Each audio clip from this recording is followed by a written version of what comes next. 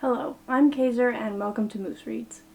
Before I get started, I want to say that the opinions that I give here are my own opinions.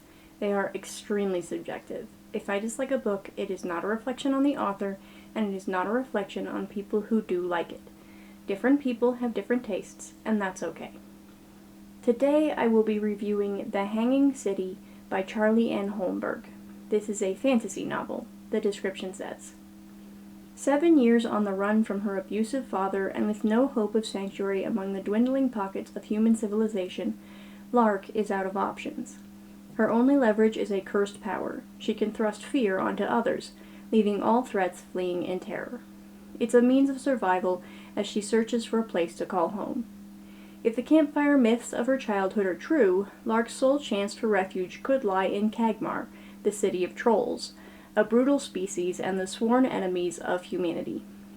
Valuing combat prowess, the Troll High Council is intrigued. Lark could be much more useful than the low-caste humans who merely labor in Kagmar.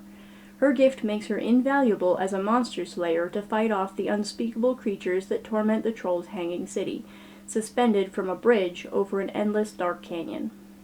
Lark will do anything to make Kagmar her home, but her new role comes with a caveat. Use her power against a troll, and she'll be killed.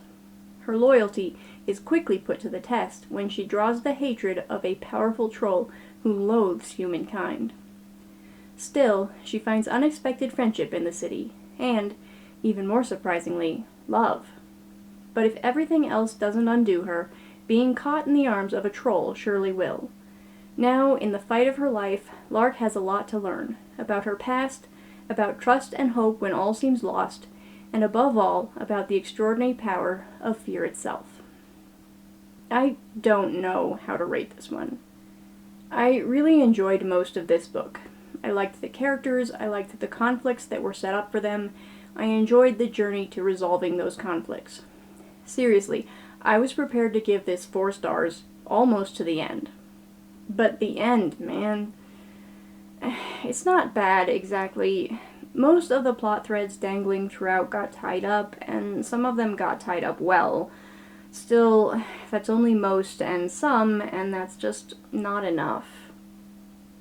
There were a lot of small things that piled up right at the end that I just didn't like. It left me feeling very frustrated with this book, and I'm not sure that I'd want to read it again. I definitely wouldn't recommend it to anyone as a good book. That's not to say it's bad and you shouldn't read it, just that I can't say with any confidence that it was worth my time. There's really not anything specific I can say without spoilers though, so if you don't like spoilers, now is the time to pause or close the video. For everyone else, let's talk details. So the world of the book is one that's in decline.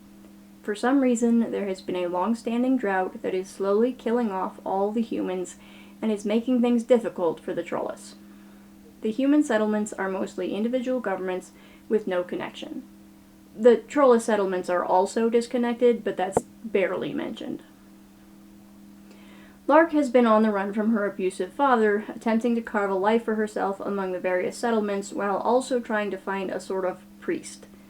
There's a religion based on the stars that I couldn't determine how prevalent it was, but Lark is a believer.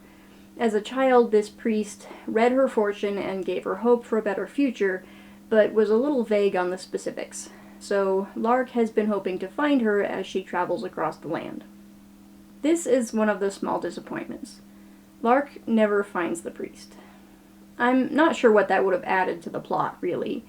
It's just that she put enough emphasis on learning more about the stars and finding the priest that it felt a little weird that nothing came of it. Eventually, having been driven out of all the human settlements she knows about, Lark decides to try her luck in Kagmar.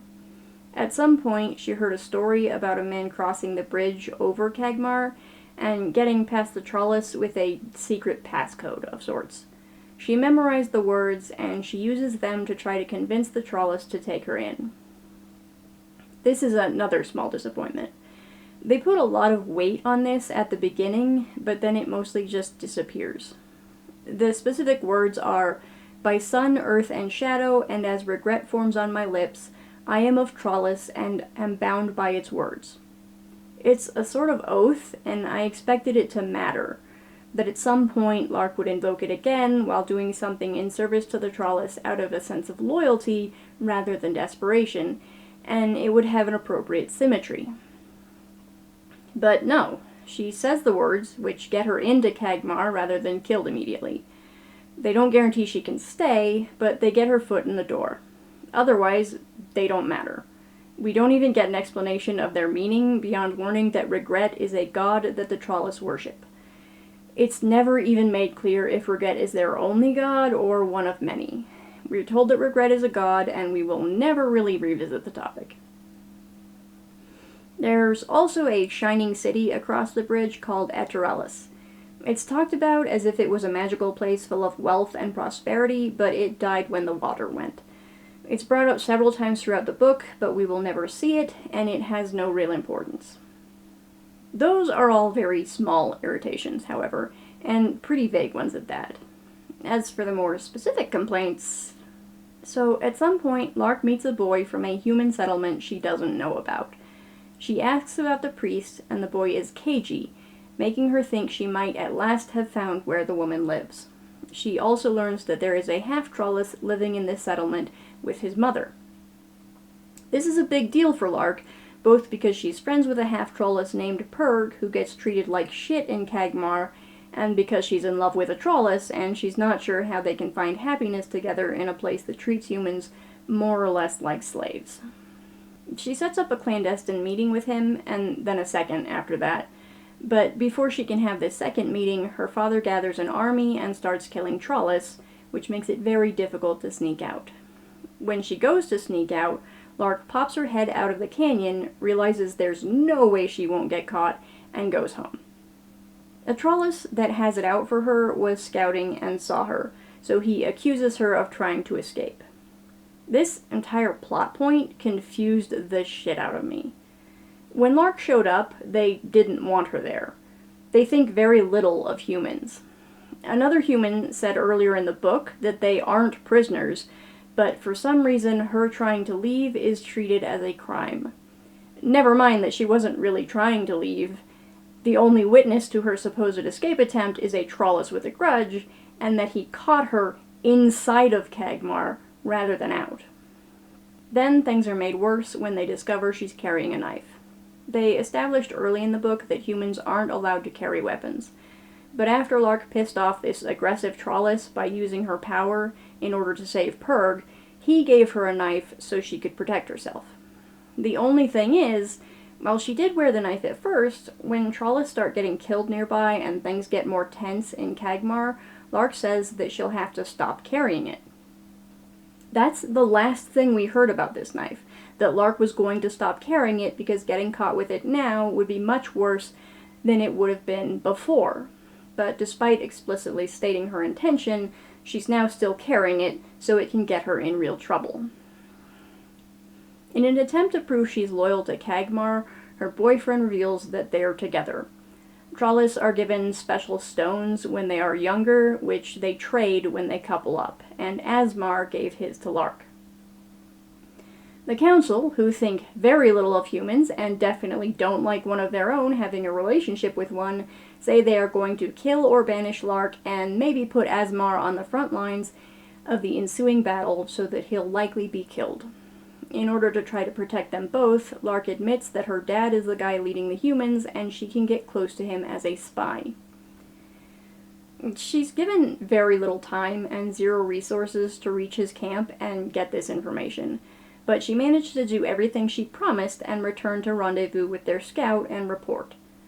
The information is pretty much entirely ignored, so that made the whole endeavor feel pretty pointless. More pointless still, because she isn't brought back to Kagmar, but left on her own to await the result of the battle. So she goes back to her dad, having nowhere else to turn.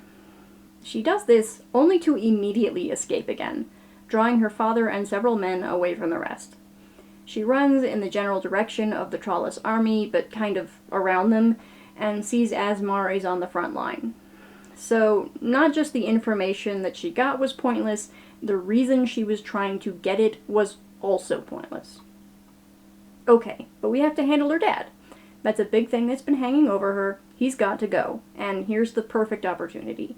She's drawn him away from his army, close to the Trollis. Asmar even sees her running from him and comes to save her, but he gets fatally wounded in the process, and then her father scrambles back to his men. So I guess we'll handle that later? Asmar is too damn big for Lark to carry him, or even support him back to safety and help, so she's forced to use her power on him. She's said many times that forcing fear on people either makes them run or attack, and she says she needs Asmar to run. He does, with her chasing him all the way back to make sure he gets there. She is then allowed back into Kagmar for reasons that are never so much as hinted at. Asmar's sister, who has sort of been friends with Lark this whole time, you know, the grumpy kind of friend who pretends they don't care, now knows that her brother was fooling around with this human and she's pissed, so she threatens to kill Lark if she ever sees her again. This breaks Lark's heart a little. Worse still, when Asmar wakes up and she goes to visit him, he sees her in the doorway to the sick room and moves to attack her. Obviously, having experienced firsthand what kind of monster she is, he no longer wants anything to do with her. It was at this point that I became very concerned that this book was going to end so badly I'd have to downgrade it to a 1-star. Fortunately, they do recover from this. First, we have to resolve this war, though. Bereft, having lost everything that mattered to her, Lark makes her way down to the bottom of the canyon, which is filled with monsters. She uses her power to push as much fear as she possibly can into them and drive them out. See, Trollis are stronger than humans, but humans outnumber them.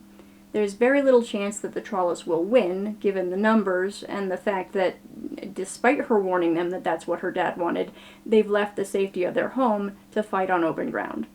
Lark intends to even the odds with the monsters. This works for some reason. I understand from a story perspective why this was the climax. Her job in Kagmar was to fight monsters. She's always hated her power. She wants to protect Kagmar. So we bring all of those together. But logistically, I don't see how adding a bunch of terrified monsters to a battle already in progress wouldn't be just as disastrous for the Trollis. Whatever. The Trollis win. Kagmar is safe. We're in the wrap-up. Lark goes to visit Purg, who was fighting in the battle and was slightly injured but is mostly fine. He even got accolades for his efforts, so he's moved up a rank in their strict caste system.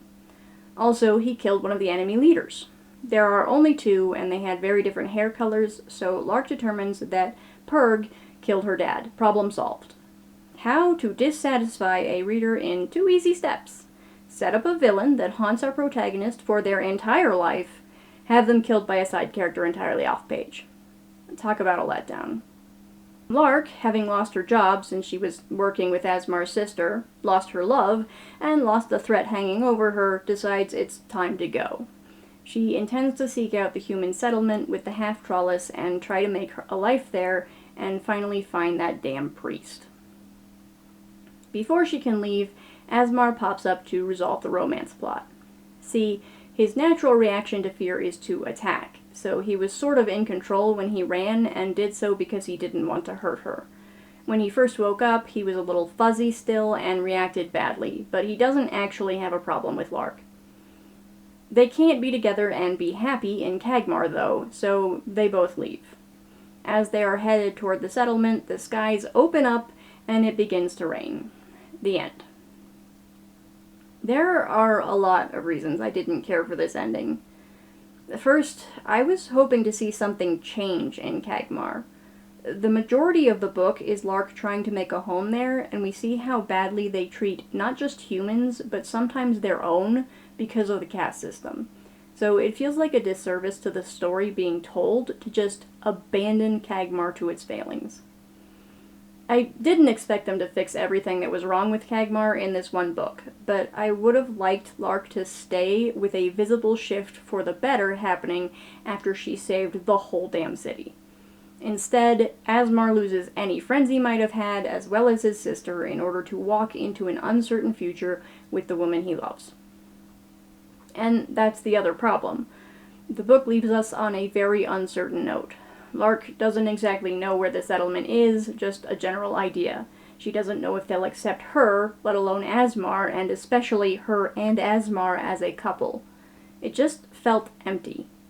But it's raining, so I'm supposed to assume everything in the world is suddenly fixed. It's also a little frustrating that there's no explanation for the drought.